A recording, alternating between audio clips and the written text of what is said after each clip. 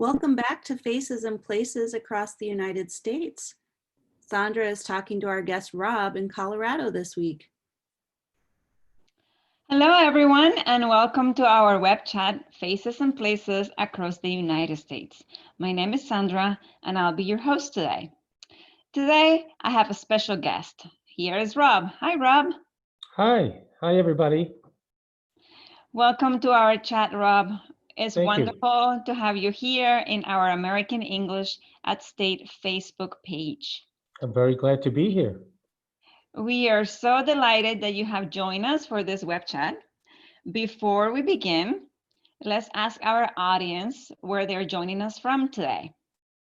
Please let us know in the comments box, and we might even call your name if you tell us where you're joining us from today. Rob, thanks again for being here. I think you are in Colorado. I am. And why don't you tell us a little bit about yourself? Where are you from, and where are you exactly now? Okay, yeah, I am originally from New York City.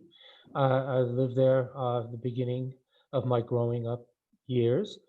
And I've lived in several places throughout the United States as well as overseas. But I am now in the Rocky Mountains, as you can see the picture, in the state of Colorado. Wow, it looks beautiful there. Look at those mountains. So how's the weather there today?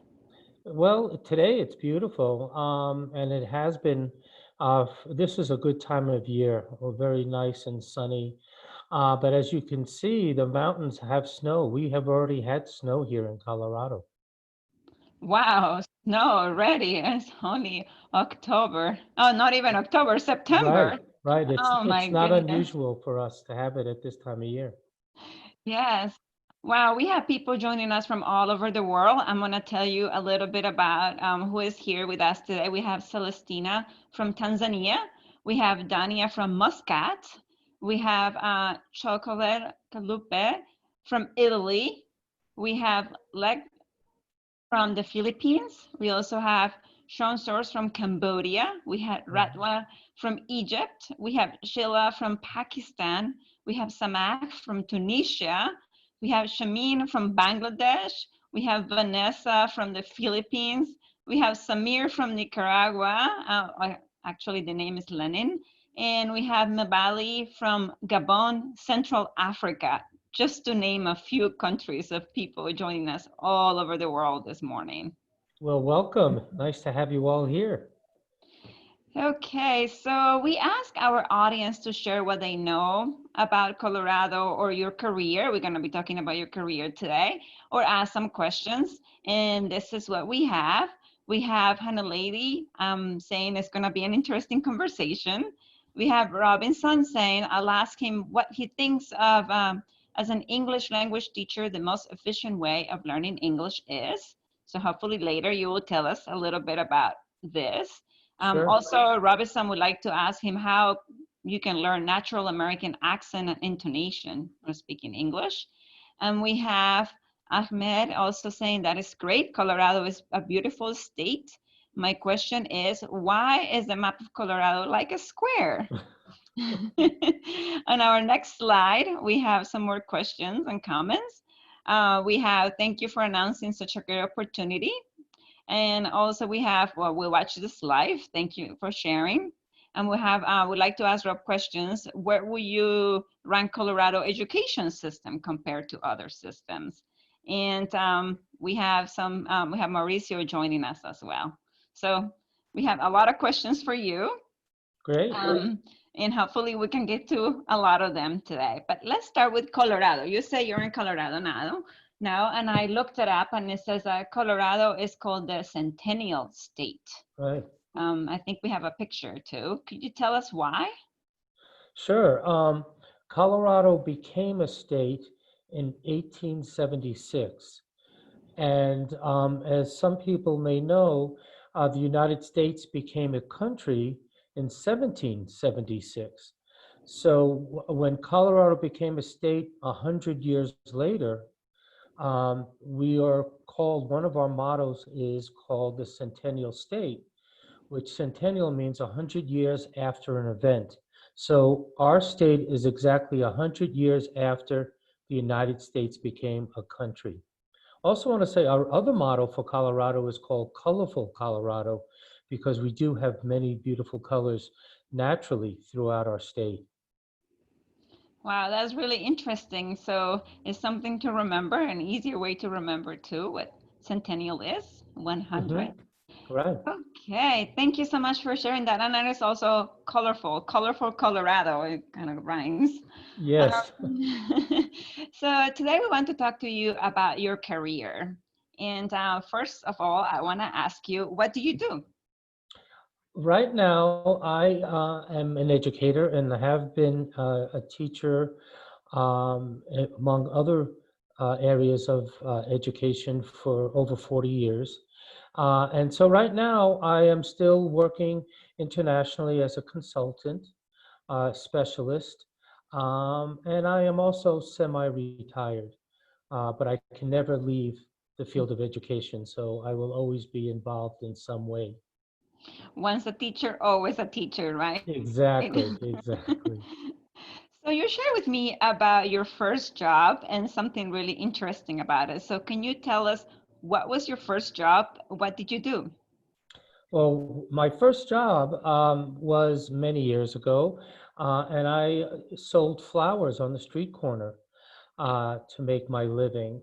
I was living in the state of Oregon at the time, and that was my first job, and one that I obviously till this day still remember.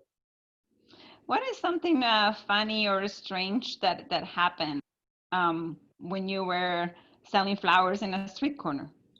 Well, an interesting thing was how many people would either as they drove by would wave or say something as they drove by or were walking by.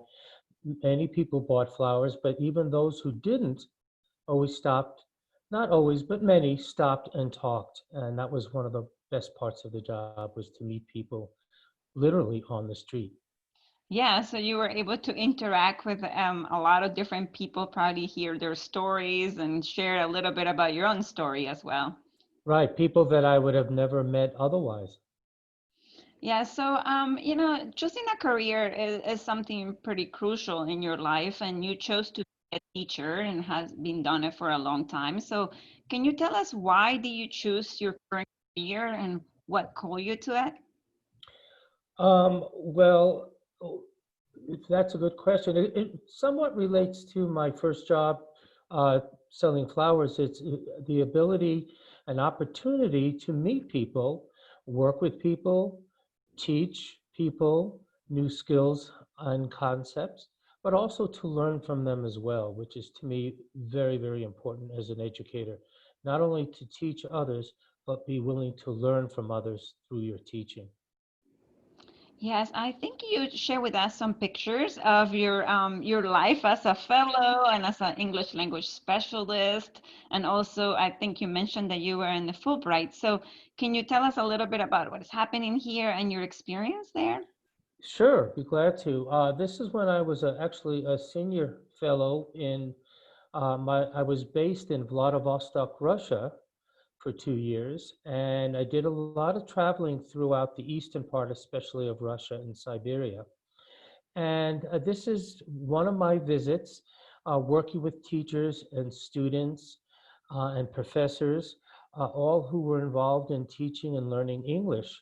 And as I found all over the world, people are very proud of their culture, including the arts, the music, the dance, the dress, the costumes that people wear that are important to their cultural heritage. And this is a group of Russian students who have just finished performing some of the traditional dances, wearing the traditional clothing and music. Uh, so we all took a picture together, and it reminds me of how proud they are of their culture, while I was also able to share the U.S. culture with them. Some beautiful costumes too, and beautiful Yes. attires. And what about this picture? This is with another group of students during my work internationally. And again, we always get a chance to share about each other's cultures. And at the end of this class, I was able to provide copies, paper copies of the American flag, which they all were pleased to get. And we took a picture with our flags. And it was nice because it was more than just classes. It's again, it was learning about each other and how we're more similar than different. That is very nice. I believe we have one more picture of you with a family. Yes, yes. This was when I was doing specialist work, and this was in China. This was before COVID, and the people that you see in this picture are teachers and professors that I worked with, and their families. They invited me over to one of their houses, and where they cooked, and they let me help cook a traditional Chinese dinner. And so we had a wonderful time just being friends and sharing a meal together. And so that's a wonderful part of being able to go and visit different parts of the world, is not only to learn and teach each other, but to get to be friends, which we still stay in communication. Looks like it was a nice evening. Wonderful. If you are just joining us, we are talking to Rob, who is currently in Colorado. And Rob is sharing with us about his career of being an educator for more than 40 years. So, Rob, in your opinion, what is the most important aspect of being a teacher? I think I mentioned it a little bit earlier. I think it's the passion to learn for oneself, and therefore the passion to share what you've learned with others. And I think students of all ages, young and older, pick up on that passion if you truly have it, and it makes their learning more motivating. And let them know by your actions, more than your words, really, that learning is a lifelong process. Yeah, we always are learning something new every day. Definitely. So, I have a question for when you were little. Okay, I'm sure people were always asking you, what do you want to do when you grow up? Could you share with us what was your dream secret job, something that you wish you had always been, and why? Oh boy. I would say that I've always had a passion for travel. When I was younger, and more on my own, I did a lot of traveling throughout the United States. And then as I got older, with myself and also with my family, to this day, doing a lot of traveling when possible to other parts of the world. And so I was able to, and hopefully will continue to do that. And I was very lucky and fortunate to be able to do it for my work. I was a public school teacher and administrator, a college professor here in the United States, in Colorado. And now I've been fortunate enough to be able to take my travels and my teaching ability to other parts of the world. So I feel very lucky.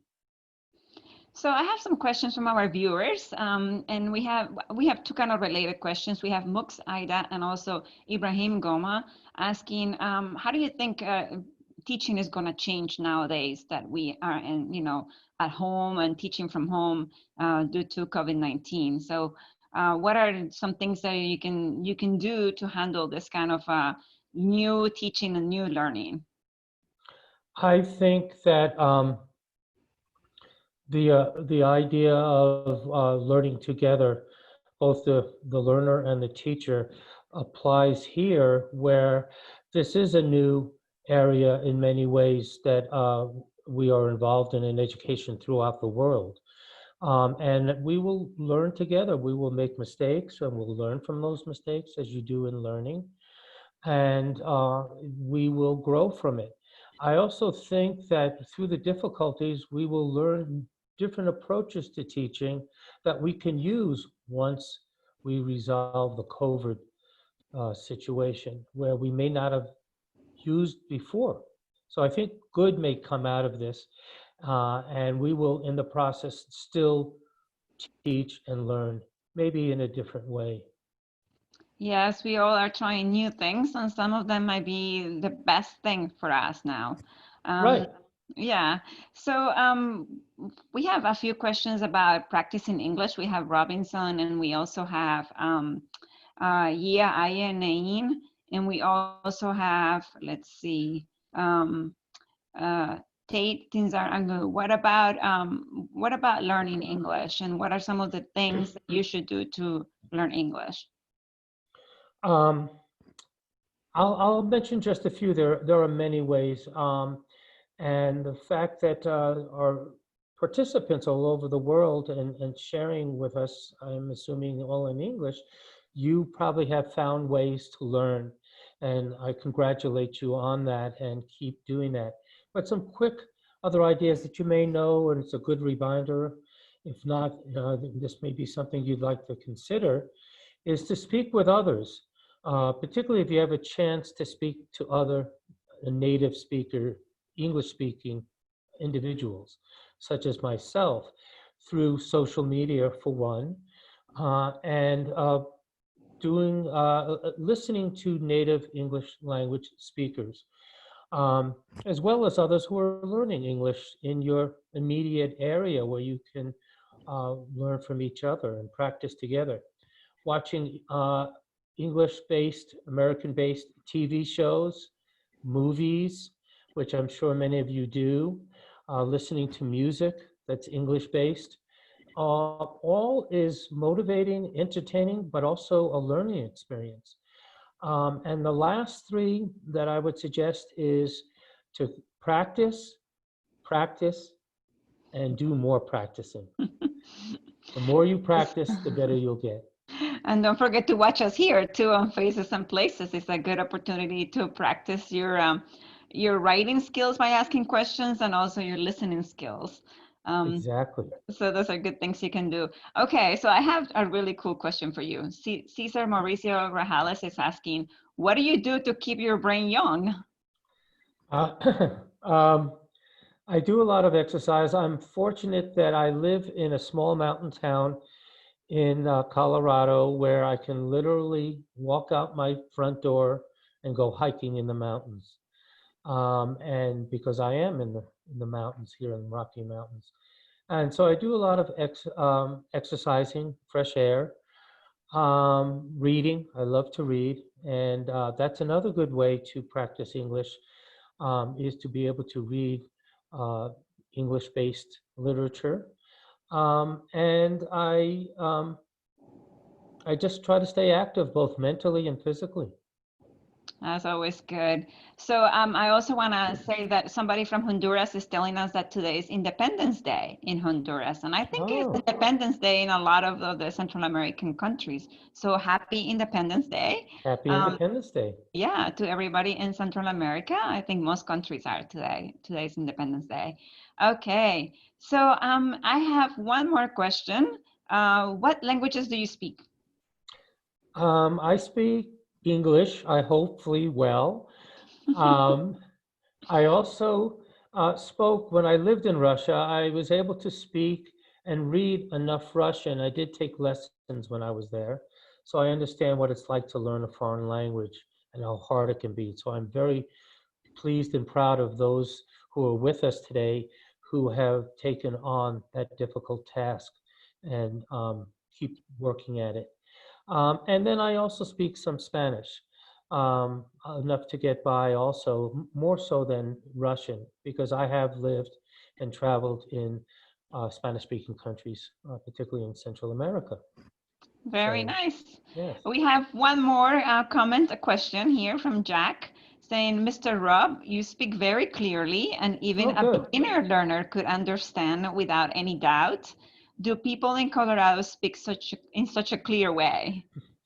Yes, they do. And thank you for that feedback. That's always good to be reminded when you're speaking to non-native speakers to speak slowly and clearly. And so I appreciate that, again, feedback.